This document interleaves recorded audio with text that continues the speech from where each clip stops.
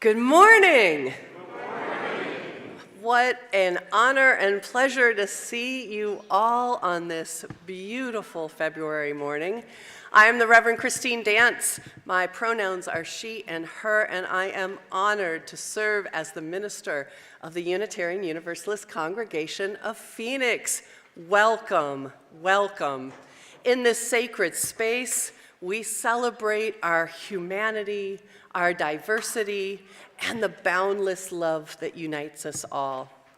The Unitarian Universalist Congregation of Phoenix strives to be a spiritual community for our time, one that is theologically diverse, radically inclusive, and justice-centered. Our doors swing wide open to embrace all who seek a welcoming place. May our worship today be a source of inspiration, a comfort in these challenging times, and a call to action. I met a whole bunch of people who are new here today, or who are here back after a long time, or came last week and hadn't met me. If you are in any of those categories, can you wave your hand so we can see who you are? Welcome. Welcome, welcome to you all. We encourage you to come back several times. Our services are different each week, but you're in for a treat with our amazing choir today. I do want to let you all know that we are having problems streaming to YouTube. It's on now. Okay, we are not having problems and everything is fixed in the whole world. See how easy that was. Enjoy your worship. Benji, go ahead and start us off. I'm Benji. Ooh, check 1, 2. Sorry. Check, check, check. I'm Benji Messer, music director. I use he, him pronouns.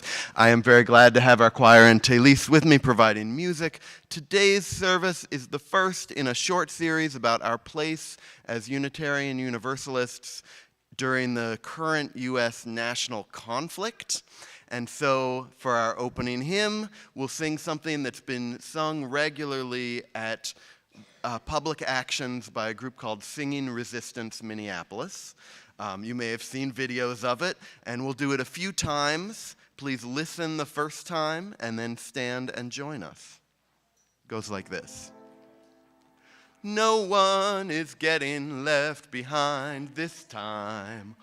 No one is getting left behind. No one is getting left behind this time. We get there together or never get there at all. We get there together or never get there at all. We get there together or never get there at all. No one is getting left behind this time. No one. No one is getting left behind this time. We get there together or never get there at all. We get there together or never get there at all. We get there together or never get there at all. One more time, everyone. No one is getting left behind this time. No one is getting left behind. No one is getting left behind this time. We get there together or never get there at all. We get there together or never get there at all. We get there together or never get there at all. Tag that, come on. We get there together or never get there at all. One more time. We get there together or never get there at all. Thank you. Please remain standing for our chalice lighting. Good morning. I'm John Palumbo. I'm your worship associate today, and my pronouns are he, him. Join me as we recite our covenant, and Sam Kirkland lights our chalice. If you're watching remotely and have a chalice with you, please light it with us. Love is the doctrine of this congregation. The quest for truth is our sacrament, and service is our prayer. To dwell together in peace, to seek knowledge in freedom, to share our faith in fellowship, thus do we covenant. Before you sit down, please wave to our folks on Zoom and take a moment to turn around and smile at your neighbors.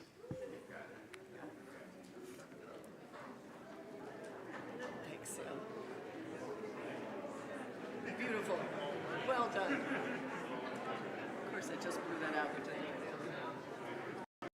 You may be seated.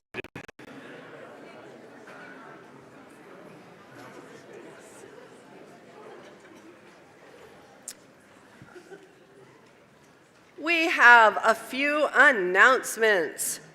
From your civic engagement team, the Arizona legislature continues to introduce bills that warrant your attention and concern. Just one example from this week is a bill that would spend $20 million from Arizona's already overextended general fund to assist ICE. Check out Compass to learn how you can express your views. Your views to our legislators really make a difference. They are showing you how you can do it from your home computer. Immediately following the service, we have our what today? Mid-year congregational meeting. Yes, it is exciting, it is newsworthy, it is fun. We encourage everyone who's a member to stay, but everyone is welcome, and you learn all kinds of fun things about how we are run. This is big updates before our congregational meeting, the main one in June. So because of this, I know we said last week there was going to be a fire drill. Yeah, we're not doing both. Okay, so we'll do the fire drill a little bit later, and we'll do a congregational photo with it when we do that. But if you are hungry after service before the congregational meeting, you can grab a Mexican Cornish pastry on our patio. They're like empanadas. The Salinas family, Eliana is here, and Eliana's brother is raising them for an upcoming school trip to Japan. Dahan sings with our choir. There he is, there you are, you're right there. Dahan is selling them. We're excited to help him make the trip and have amazing food with it. Thank you so much. I do want to let you know with full transparency that we had a disruptor on our campus last week. Between 12:30 and 1 today, there was a young teen, we were estimating around 14 years old, who was going through our parking lot looking to see if any cars were open.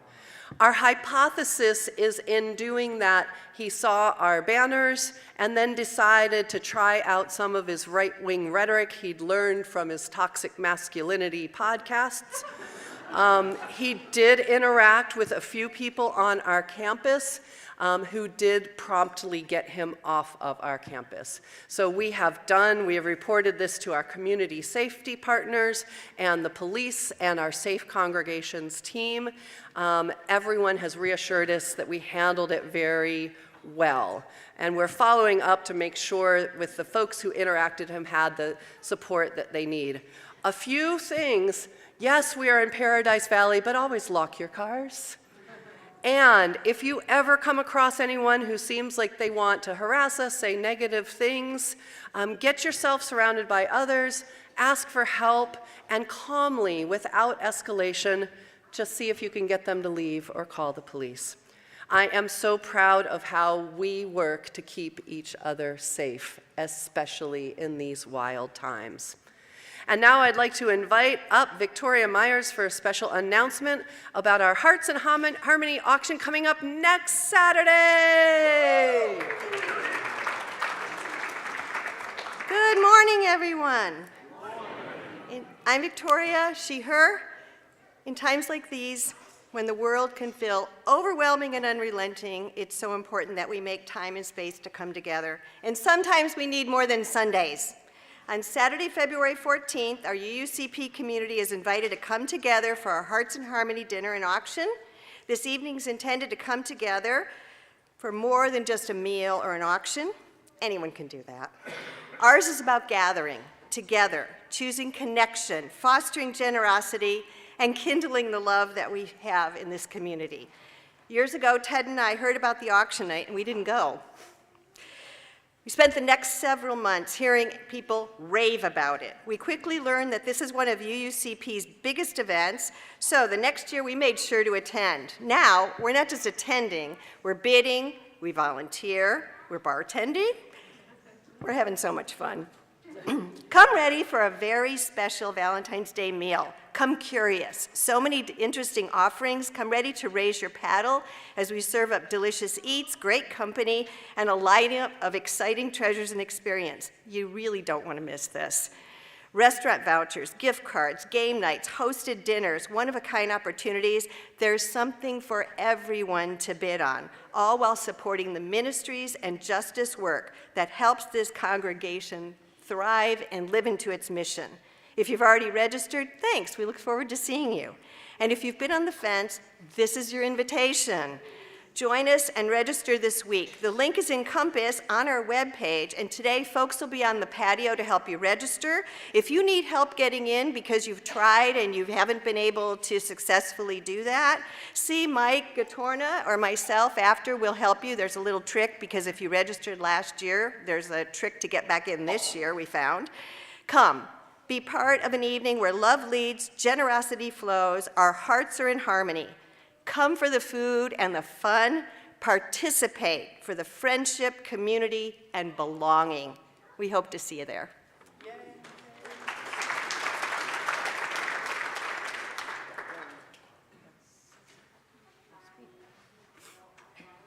Thank you. I hope you all will be there. And now let us take a deep breath and draw deeper into our worship. Be here, be present, be together.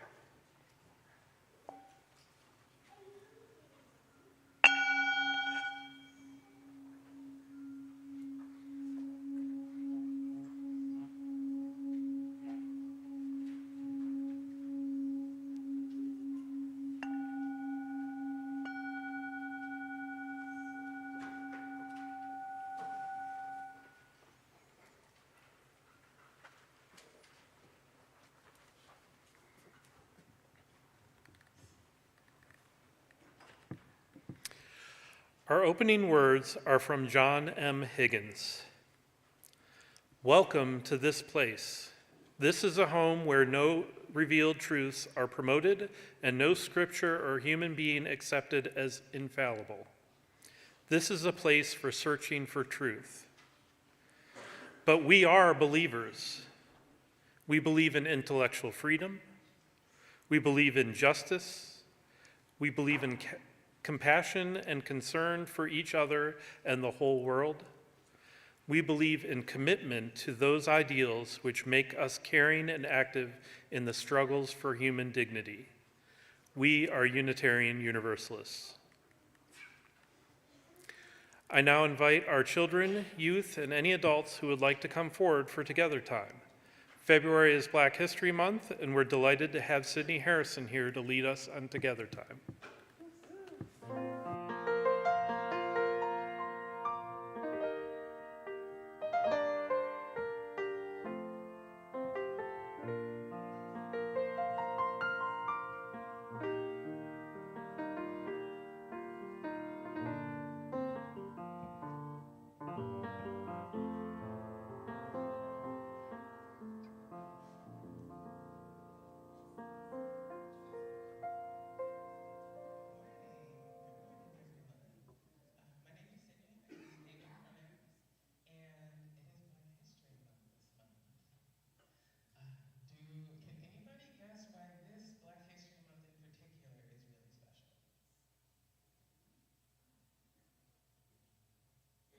Any guesses?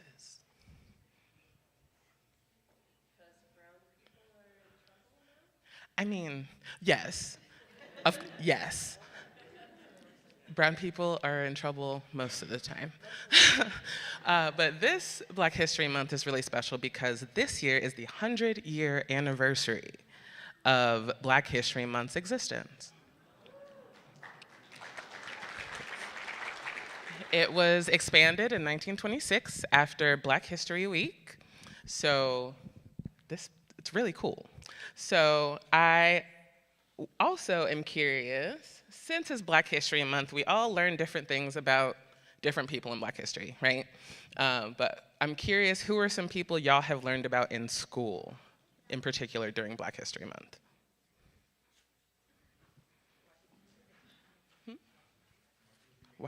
Martin Luther King, Washington Irving, George Washington Carver. Yes. Little Richard. Oh, hey, that's a good one. Henrietta Lacks. Not a lot of people know about Henrietta Lacks. That's a story for another day. There are so many things, so many people we have to talk about. Ida B. Wells, that's a good one too. What was that last one? Berry Gordy, that's a good one too. But like a lot of people tend to learn about the few Frederick Douglass, Rosa Parks, Martin Luther King, typical folks like that. But today I want to talk to you all about a really cool guy in Black history who created something around also 100 years old this year. And his name is Garrett Morgan, and he was born in 1887 and passed away in 1963, and is the child of freed slaves. And the invention that I want to talk about today is something that we use every single day when we're out and about. And that happens to be everything we reach at a four-way intersection, like down here on Tatum and Lincoln. A three-light traffic light.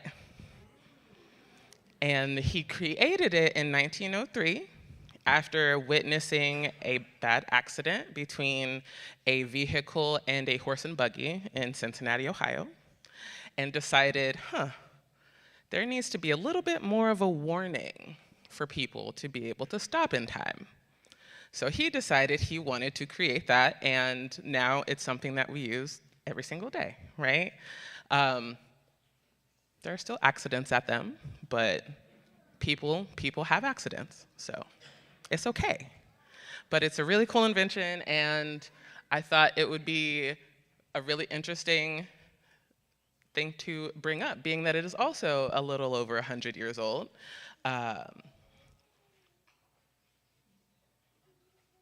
Sorry, I just had to get my notes. I don't do this very often. So, 1923, he decided to sell his invention, and he sold it November 20th, 1923, and sold it for $40,000 at the time. And I was curious how much that would be today. Does anybody have any guess around the number? Not quite 2 million, unfortunately. Is that a hand? Or are you waving? Yeah, okay. Just waving, that's okay too. So today, that would be equivalent to $758,180 today. So it's a big deal. So think about that when you guys are out in the world driving around, that a Black man invented that thing that you stop at all the time. So, yeah.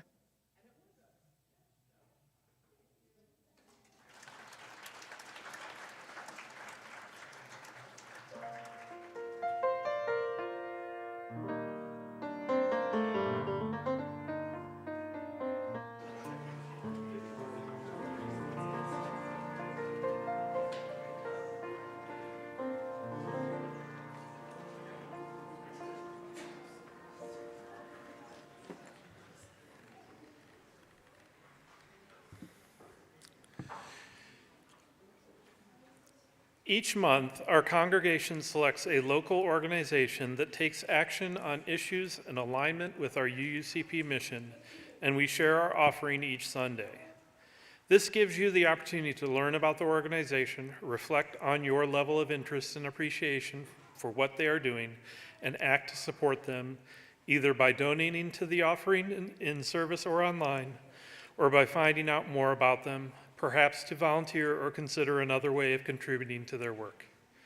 It is an opportunity to learn, reflect, and act. Service is our prayer, and one way of being centered is in social justice. For February, our Share the Plate partner is the Unitarian Universalist Service Community. UUSC addresses the core causes of injustice by partnering with local communities, amplifying their voices, and advocating for institutional and systemic change. They recognize the inherent worth, dignity, and power of all people. For all that you give, we are so grateful. Ushers, thank you for your willing hands in helping us pass the plate.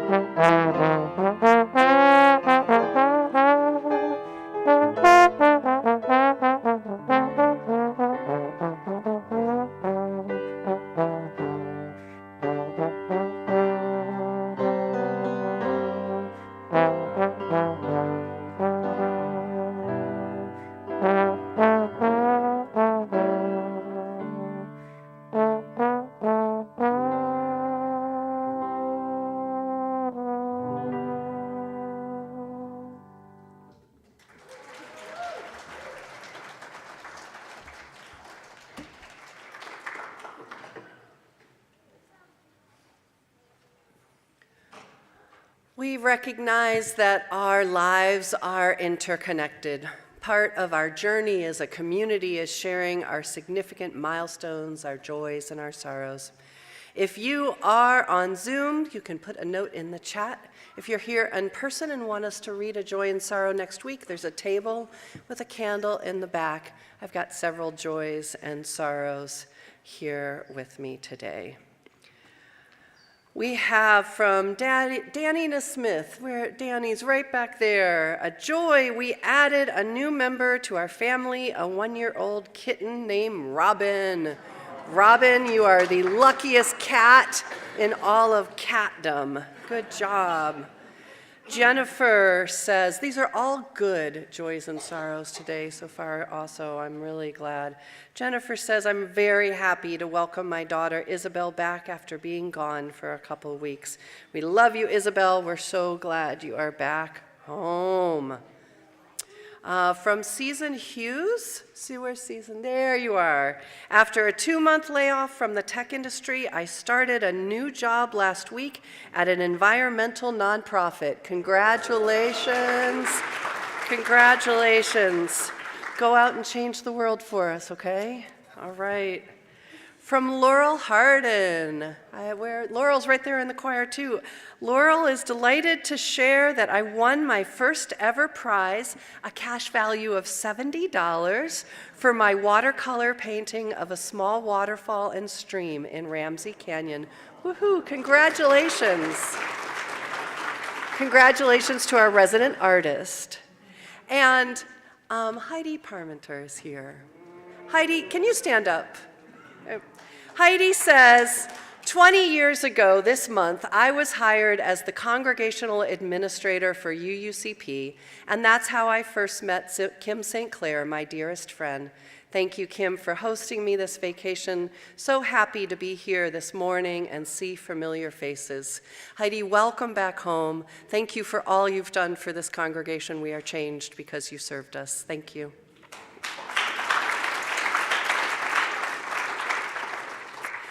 And I don't see any on the Zoom, so we will carry on. We know that there are so many joys and so many sorrows, those spoken aloud and those we carry in the silent sanctuaries of our hearts. May we hold each other in love as we human through this life, and may they help us draw closer and care for one another.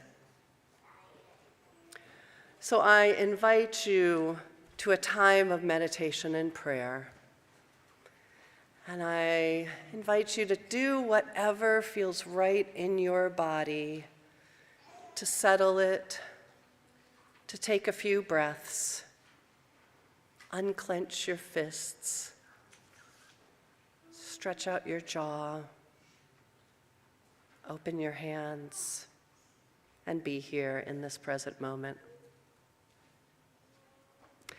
Spirit of life and of love, we come before you carrying the joys and sorrows of our community in our thoughts, and the weight of the world on our hearts.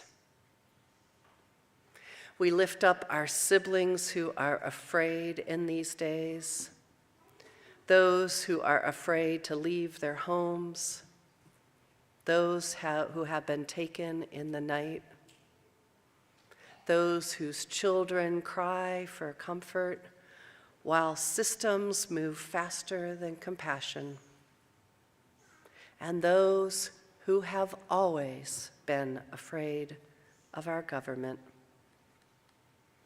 May they know they are not forgotten. May they be surrounded by courage and protection and love. We give thanks for those who organize with tenderness, who sing, cook, open doors, track danger, slow harm, and show up even when the outcome is uncertain. Bless those who risk their bodies and those who labor quietly behind the scenes, for service is our prayer. Remind us, O holy mystery beyond all names, that you are not owned by any nation, nor claimed by any party, nor captured by the power of fear. We are called not to dominate, but to stand in solidarity with those who suffer. When lies feel comforting, steady us in truth. When silence feels safer, give us courage. And when despair creeps in, return us to our bodies, our breath, our songs, and to one another. Ground us in the good news that we dare to trust, that every person has worthiness, that dignity is not earned but inherent, that our faith calls us not to wait for heaven, but to help build it right here and right now. May we remember that action is our prayer, love is our stance, and hope is something we practice every day together. And please, O Spirit, remind us that we are bound to one another, sustained by a faith that refuses to comply with injustice, and held in a love that is larger than any of us can imagine. Let us, in our own ways, words and feelings, feel that love as it surrounds us in this moment of silence.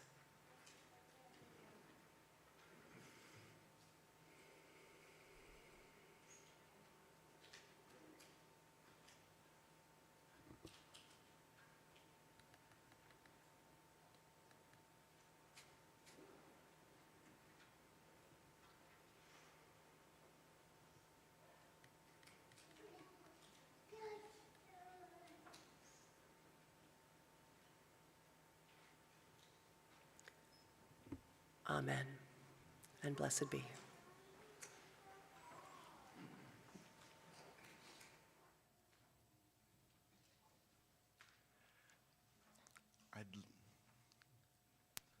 Please, let's go to the chorus slide. I want to teach you the Spanish before we sing this. Repeat after me. Busca el amor, which means look for the love in you. Se multiplica si lo repartís. Se multiplica si lo repartís. It multiplies if you share it. Busca el amor en ti.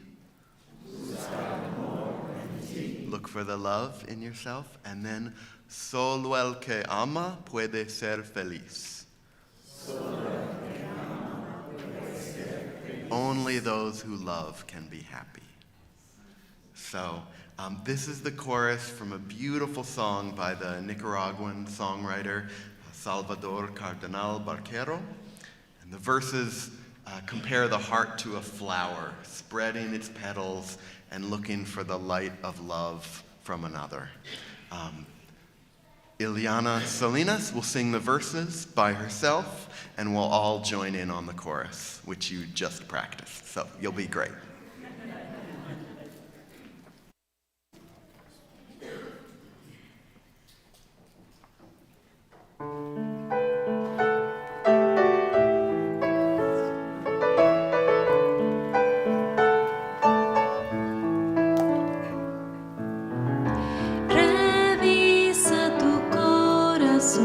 Para hallar el amor en un rincón, pero busca el amor, ni placer ni pasión, el amor,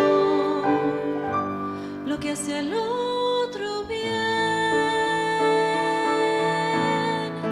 busca el amor en ti, se multiplica si lo busca el amor en ti, solo el que ama puede ser feliz. Busca el amor en ti, se multiplica si lo repartís. Busca el amor en ti, solo el que ama puede ser feliz. Busca el amor en ti, en ti.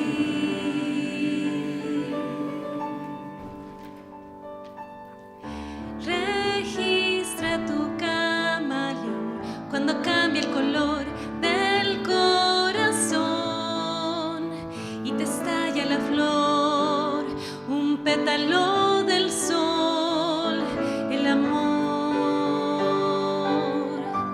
lo que hace al otro bien. Busca el amor en ti, se multiplica si lo repartís.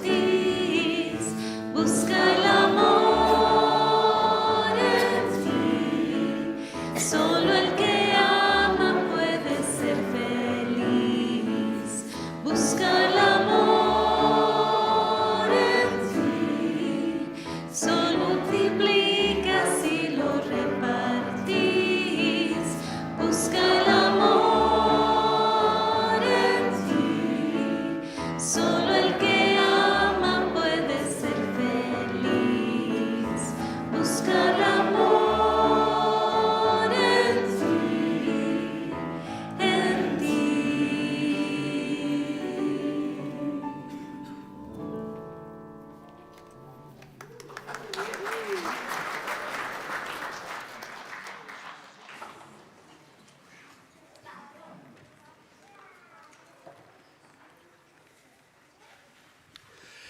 Last Tuesday at Basha High School in Chandler, about 300 students walked out of class, marched 4 miles down the road protesting the administration and demanding the abolishment of ICE.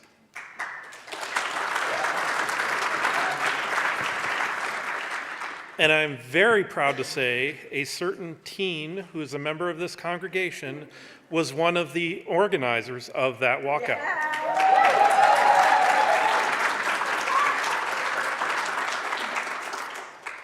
As I marched along with those teens, I saw many amazing things. The surprising one was the actual support shown by the school administration and the Chandler police. Although they were very present in the area, they maintained a respectable distance away from the protesting students. The police amazingly blocked traffic when the students crossed streets and were even waving at the teens as they marched by. One even told them he was proud of them. Another amazing thing was the amount of support shown by the public. Cars driving by were honking their horns and waving. Parents were parked along the route handing out water and Uncrustables.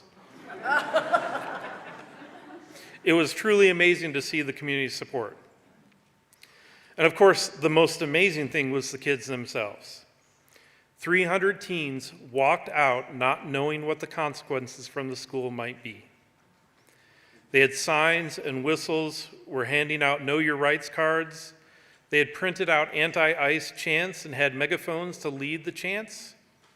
And the signs, man, the signs were amazing. Get salty, melt ice. No human is illegal. I thought all lives mattered. Rage against the regime, which warmed my Gen X heart. And the one that really spoke to me, we are skipping our lessons to teach you one.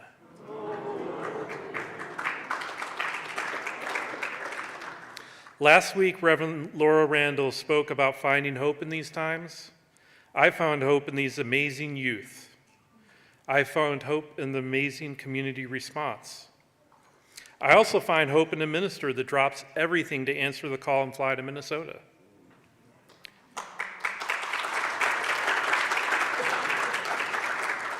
And I find hope in all of you who continue to show up in this time of need. Thank you.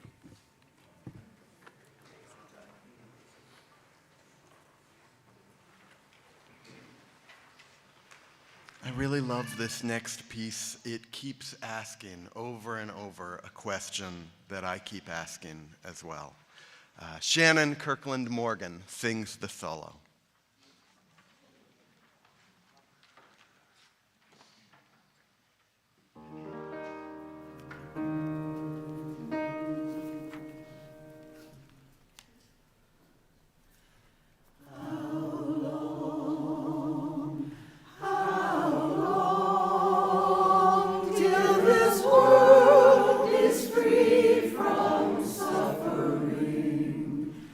How long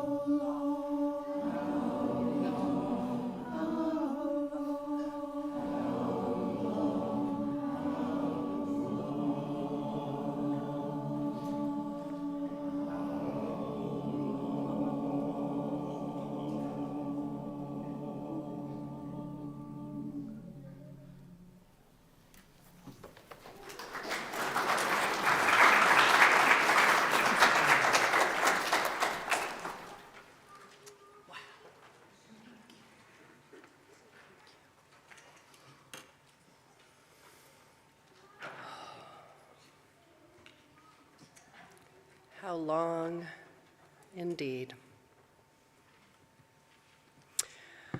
I want you to imagine 2 weeks ago, a large Presbyterian church in downtown Minneapolis. It's 8 a.m. Clergy of all denominations are showing up to register. They are coming from all parts of the United States. They've all been vetted by their denominations for safety concerns. They're told that there is a full breakfast waiting for them. Most of them are wearing an absolutely unreasonable amount of clothes, as they had been told there would be a chance to do an outside witness that day. But if they didn't have enough clothes, local neighbors had donated 8 tables of extra coats, hats, gloves, scarves, long underwear, in face masks in every very inclusive size. After all, it was going to be a high of -17. Actual degrees, not wind chill, the next day. These clergy who had gotten the notice to gather 5 days before, and these organizers who came up with the idea of it 6 days before, spent an entire day of exquisite planning together. We were thinking that maybe they'd just tell us what they needed to do and send us on our way. Instead, the organizers taught new songs that had been developed just for the situation in Minneapolis. They told us how they had been organizing. They emphasized how intersectional the organizing was, and how it had built on all of their previous organizing, from gay marriage advocacy in the late 1990s to the deaths of Philando Castile and George Floyd that had happened in Minneapolis in the 21st century to this.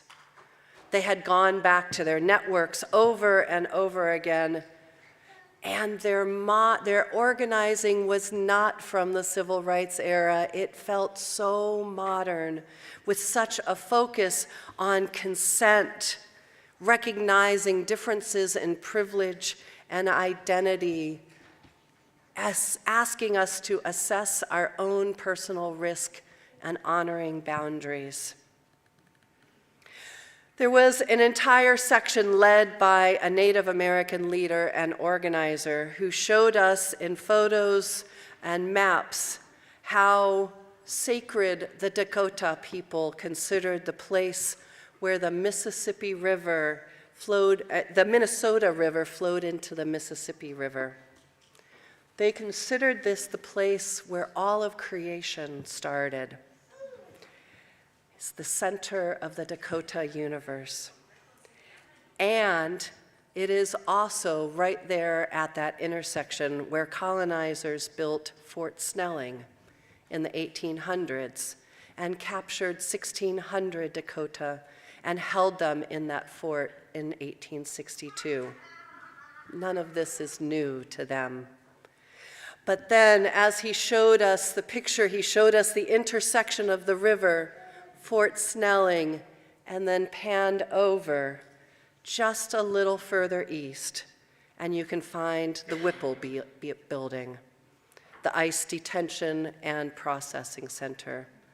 All of this in eyesight of the place considered most sacred to the Dakota people. We learned about the mutual aid that was happening in Minneapolis, how neighbors were finding out what each other needed and providing it. There was food, it was bringing clothing, it was picking up kids from school. And one of the organizers was late that morning because a woman had been detained and her 3-month-old child needed breast milk. I want you to take a second and let that sink in. A child needed breast milk from the other side of town because her mother had just been abducted. We heard a panel discussion on all of the ways that people are organizing and helping, from song leading to taking turns protecting street corners outside of schools, to bringing meals, to updating technology for tracking where raids were happening. And we learned how places of worship were involved as meeting places, as song centers, food drop-off places, organizing hubs, and warming centers. I want you to imagine the Unitarian Universalist congregation with 5 days' notice. This is the congregation of Mary Margaret McGee and Jim. With 5 days' notice, they organized to feed and care over 200 Unitarian Universalist clergy for 2 nights. Imagine how they opened their home so that almost every clergy person stayed in someone's home. And then imagine all of these clergy. Estimates are that over 1,200 of us showed up in the city overall. We were sent out for all different kinds of events on Friday. Some went to the airport where 100 local clergy were arrested. Some went to Target headquarters. Some went to US Bank headquarters to protest those companies' complicity with ICE. Some served as chaplains at the site of Renee Good's death and memorial. And all of them, all of us marched with tens of thousands of Minnesotans to voice their outrage. We thought we were going to march together. We thought conveniently we'd be able to meet together in a park. There was no way. There were too many people. We are interspersed everywhere. All of this can feel very inspiring, and it was. It can feel like hope, and it was. But it also felt like despair, because the raids and the abductions continued.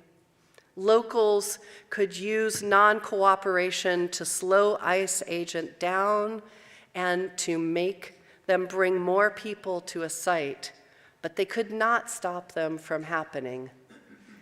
And I want to emphasize the change from not just nonviolence, and that is definitely part of it, but from non-compliance and non-cooperation. Those are the words of this movement, to make it harder for them to do their jobs. So imagine, if you will, at the end of the 2 days, all of those 200 Unitarian Universalists worshiping together, getting back into our bodies using humming and droning and singing and tapping and crying. Because we knew that this was worse than we had imagined. And we were overwhelmed after 2 days, while our Minneapolis colleagues at that point had been at it for 55 days. We were all collectively terrified about when this might happen in our neighborhoods. So imagine one singular Unitarian Universalist minister from Arizona who was privileged in body and funds and support from this congregation to go and wanting to bring back what she had learned to her congregation and community, and who just had a massive ICE raid in her own neighborhood last week, and whose government just spent $70 million to buy a warehouse in our neighboring Surprise to house at least 1,500 human beings at a time, who she called neighbors, and wondering when they would be abducted and captured in Arizona. And that she knew that they wouldn't be given the due process that they are guaranteed, because there is no way for our system to handle that amount of people, especially since there are also warehouses that have just been purchased in Maryland and Texas and Tremont, Pennsylvania. I appreciate all of the kind words that you all gave me when I said I was going to Minneapolis, and I want you to know I felt you all there with me. But I want to acknowledge that I really had a small risk of danger. Compared to our immigrant siblings who are afraid of leaving their homes, my risk is small. Compared to our black and brown siblings, regardless of their citizen status, who are being stopped and handled roughly, my risk is small. Compared to all of the other folks that this government wants to go after in this blatantly racist regime right now, my risk is small. I said over to many of you that my chance of harm was small, but my chance of being cold was 100%. And I was. But so was everyone else in Minneapolis. And we all did what we needed to do to make sure our government and people with a conscience heard us and are ready and feel committed. I've talked to a couple interfaith groups this week, the last 2 weeks. They wanted to hear, how was Minneapolis? And this past week in the news, the head of ICE said that they will leave as soon as the protesters back down. And one of my points was, thank you, you get it. One of my points was that the folks in Minneapolis, especially our clergy, are exhausted and they're traumatized. And one person heard that as, are they going to stop? You said they're really exhausted. Are they going to stop? And I laughed. It's like, there's no stopping. There's no stopping. This is a movement. There is no giving in. There's zero signs. They are not giving in. We are not giving in. We are not turning back. We are not leaving anyone behind this time.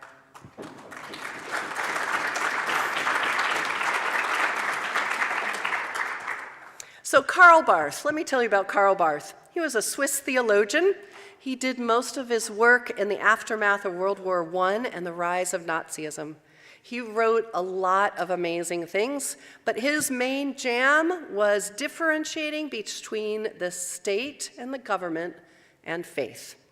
He protested when anyone used faith to enhance their political power.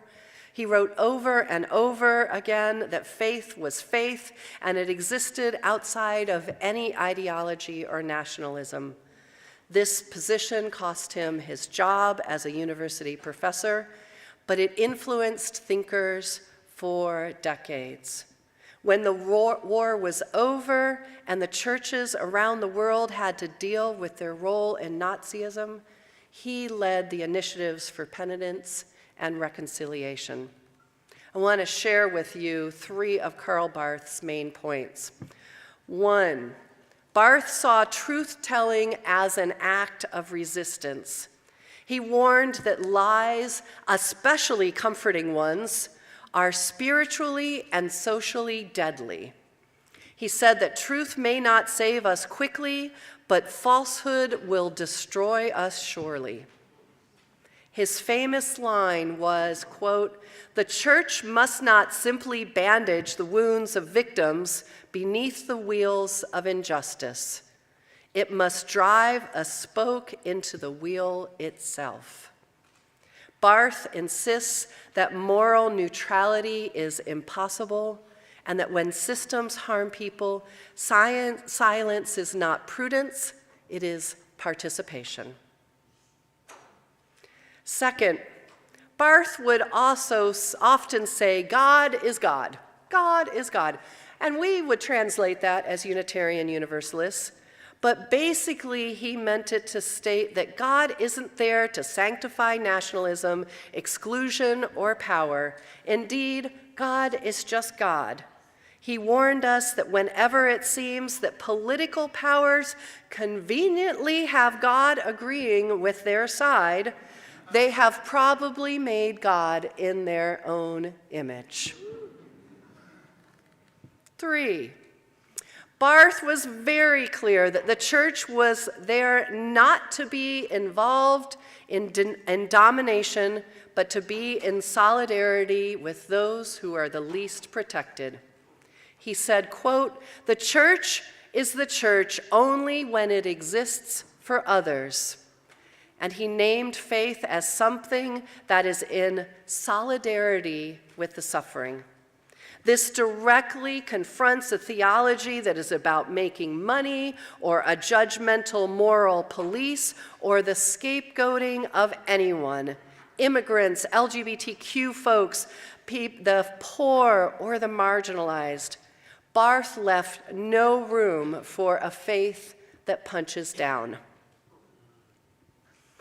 All of this gives me comfort. In my own exceptionalism, I can acknowledge that humanity has been here time and time again. This is just the go-around in my lifetime. And I can look on words from previous times that we now know ended up being correct and lean into them again. And then this is where I come to the good news. Because, my beloveds, in all of this mess, there is good news. The good news is that the moral voice of Unitarian Universalism and other liberal faiths is absolutely clear on what our role should be in this mess right now. The good news is that for all of our failings, churches and denominations are inherently already organized structures that can work together in times like this. We have the things that are needed, like moral leaders, buildings, infrastructures, communication, and a moral grounding for our actions. And we are connected with each other. My primary source of information of how Phoenix is organizing and ready for what is to come and where I need to show up is through our interfaith communities and associated organizations right now. We are organized, we have the resources, and we are ready. The good news is that we are not waiting for a deity to provide a better place for us in heaven. We are working to build it right now here on earth. And we may not see that better place right this moment. We may not see it before we die, but the destination is not the point. The working for the better world is the point. Imagining, dreaming, building, praying for that heaven on earth is our moral imperative.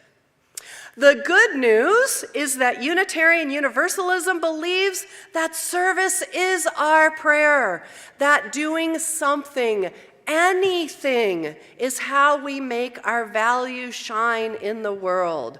That action is our prayer, and it is indeed our hope for a better world. And the good news is that we know for sure, without any doubt, that each and every person is worthy and deserves dignity. It is our main tenet as Unitarian Universalists. It gives us a clear North Star of how to respond in times like these. There is no question. The good news is that we have a unique position in this time and history to speak with a clear moral voice. Not just that we don't like this, we don't really like this, I'm not sure if I agree with this, but know that our religious values demand us to resist, to not comply, to not conform to a government that we don't agree with this, and that we will not be complicit in these actions. The good news is that we are grounded in our faith. The good news is that we joyfully side with love, and that united in our faith, We are not ever alone. Amen.